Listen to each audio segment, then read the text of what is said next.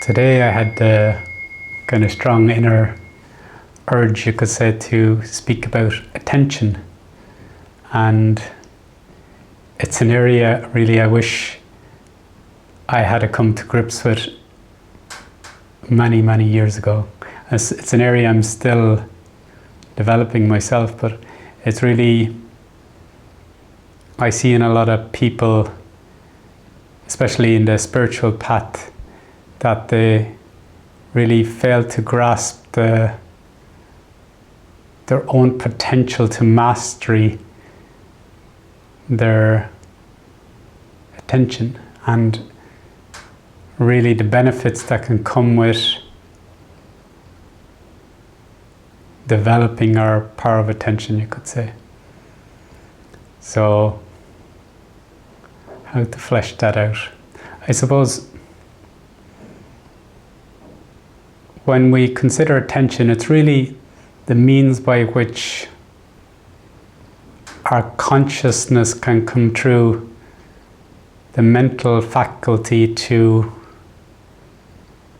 really touch or know or focus on the objects or aspects of the world.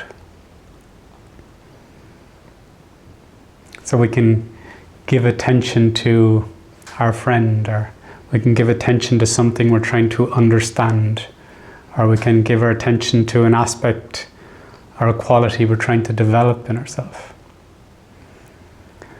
Or indeed, our attention can be grabbed, so to speak, by the things we desire, whether we crave them or are adverse to them. Our attention can go to them out of a sense of wanting to move towards or trying to avoid, and it's very much part of our felt sense of safety and belonging,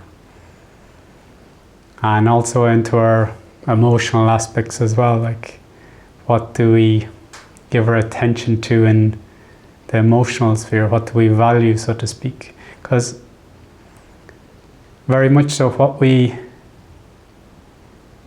give our attention to or allow our attention to go to kind of is an indicator to what we value or what's important to us, or maybe what we're habituated to give our attention to, what we're conditioned to be attentive to. So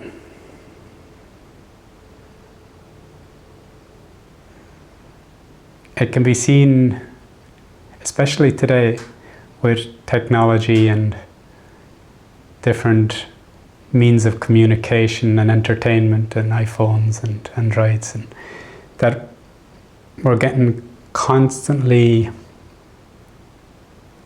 pulled, so to speak, our attention. There's nearly a battle for our attention because, different networks and structures, it's like they nearly are harvesting our attention. The more we watch a certain video or clip or article, there's a value in that they translate into ad revenue and information harvesting. So like we're giving our attention to something, it has a value for us. But when we give our attention to something, we're setting up really a pathway between ourselves and that which we give our attention to. So, for example, if we give our attention to a news program, and we do so because we want to keep informed and we want to know what's happening in the world and that we care. But when you give your attention to that news program, you're not only taking in the information as in data points, but also the energy of delivery. So is the presenter or newsreader or speaker or commentator speaking in an agitated tone? with a sense of urgency or fear. Because if they are, then you're also imbibing that urgency, fear, and your physiology very much picks up on that, a sense of threat or alarm or worry or concern, and it can really have a hormonal cascade in us and a sense of, can activate us into sympathetic activation perhaps. So along with our attention, what we give it to, there's also an imbibing, a taking in. So one has to be very attentive to what we give our attention to. What is the quality of the object or information or person that we're giving our attention to? What state of consciousness are they in? Or what quality of consciousness is this information or article that I'm taking in? Or indeed a relationship. When we are in relationship, the personal, so just day-to-day relationships with people and interactions, when we are in relation to them and giving attention, what are we taking in? Because sometimes our attention can be quite passive, and that we're just open and we're not discerning to what we're taking in. It's kind of not fully conscious. And we can all see this when we watch a film that we are enjoying. We can get very much lost in it. We become passive to it and open, and next thing we identify with it. We very much are enthralled by it. In that moment, it's very real for us, even though at some part we begin, it's a movie, we know it's a movie, next thing we're in. When the character jumps, we jump, or when there's an emotional scene, we might respond and like, or when there's an exciting chase, our heartbeat gets stimulated.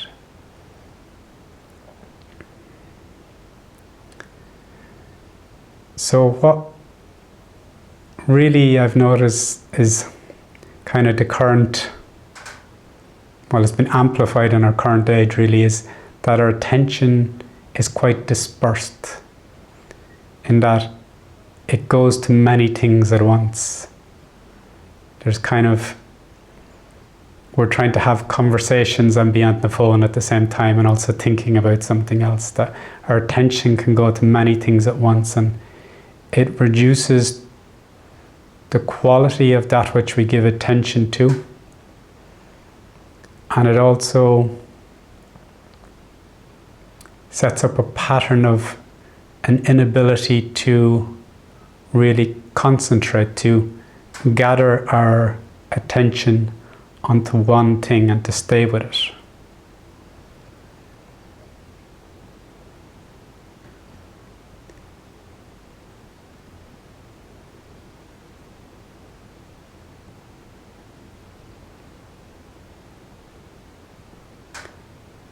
And even now, can you give your attention to that which is behind the words? When we engage in a spiritual practice, really we can use our attention to bring ourselves back from a diffuse kind of dispersed mode and pull ourselves back and become attentive maybe to the present moment, to stillness, to silence, to our own inner body aliveness. So you could say it gets subtler and subtler.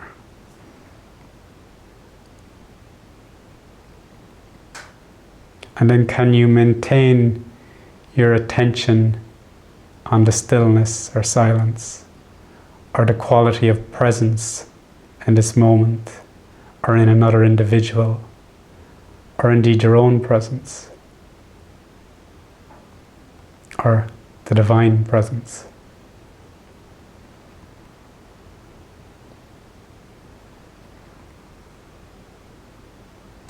You could say this is meditation.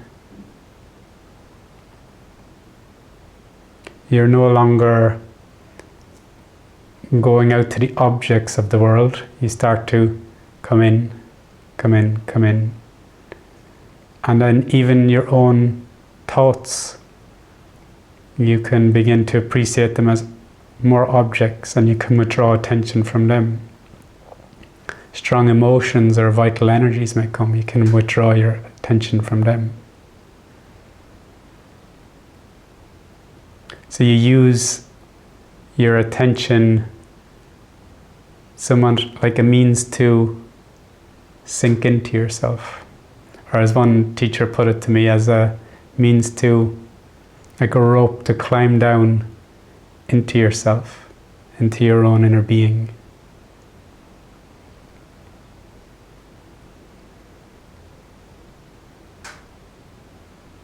And just as maybe with a close friend, we know that when we give them attention, loving attention, that the relationship flourishes. We can sympathize with them, have compassion, develop trust and faith, friendship. But that same attention we can offer a loved one, can we offer it to ourselves? To come home to ourselves.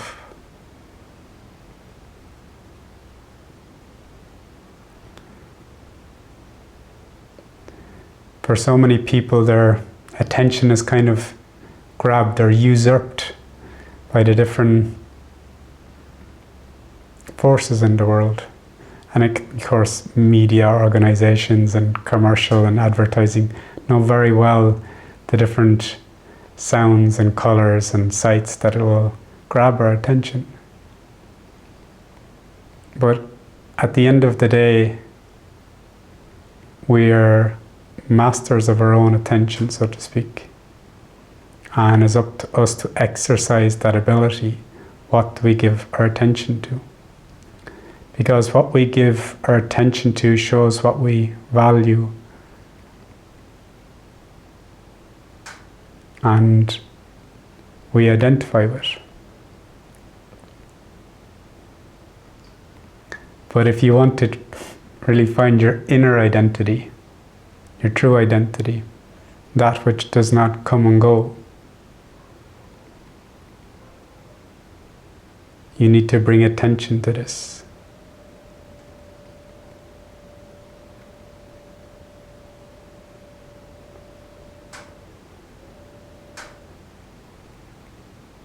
So you maybe can experiment for yourself. Can you give your attention to stillness and silence, to inner body aliveness, to the psychic presence within you, to the soul that's calling?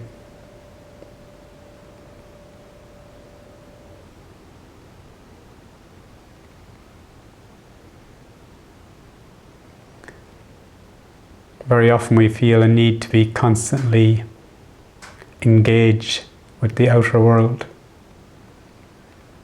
to be entertained,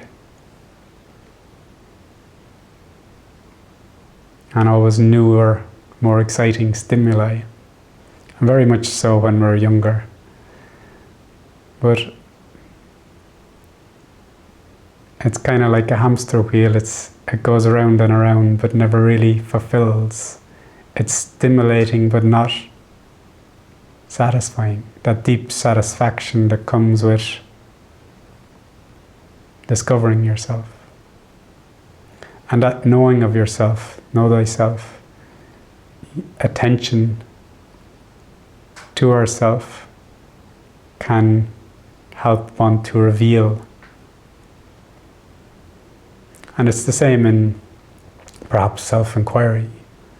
But who am I? You're giving your attention to that questioning, pulling attention away from all other thoughts or activities, and just maintaining that focus, that concentration, that gathering of attention to that which you value,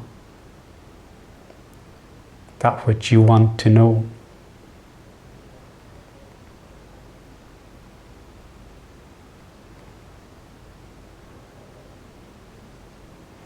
maybe that's where you could say free will comes in. You're free to give your attention to the play of life at a certain surface level, or to start to gather it in, to rest back into your own spaciousness. And even that attention, you could say, you at a certain point you can let go of it into your own spacious awareness when you discover your unboundedness. And a lot of monks and ascetics, they valued places of solitude and recluses, and it was very much to pull away from the stimuli, to make it easier to really focus on that which they valued. But even in the midst of daily life, we can be attentive to our inner self, or to stillness or silence. We can, during the day, give pause, just not to go outwards with the attention, not to let it be hijacked.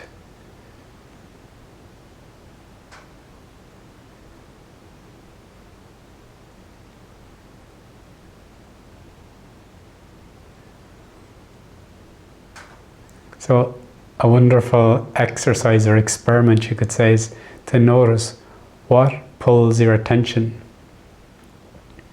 Is it a devastating news story? Is it an attractive person? Is it something mentally stimulating? Is it a movie? Is it a drama? Is it gossip? What grabs your attention? Is it politics? And how much time is used and your attention being given to that? Naturally, there are many things that demand our attention that are necessary. But even then, we can be attentive to our responsibilities of the world and still have some of our attention on just our inner being, and not to completely lose ourselves in the outer, so to speak.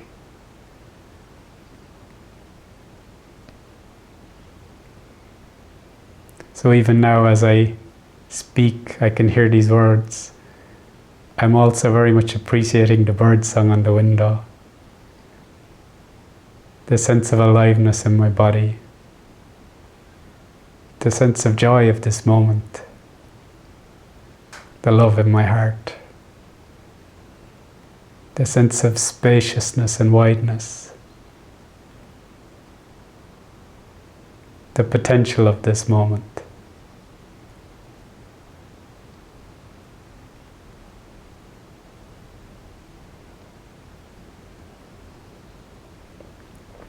So I hope that gives you a little taste of attention and the possibilities of mastery, of really developing it, and how it can be beneficial to a spiritual practice. And I hope over coming time it'll be something I'm sharing more deeply. How to develop your ability to concentrate, to gather, to go inwards, to recognize these different aspects of your inner being, and how to open to them, how to rest in them, and how to identify yourself with it, so to speak, or identify yourself, to realize yourself.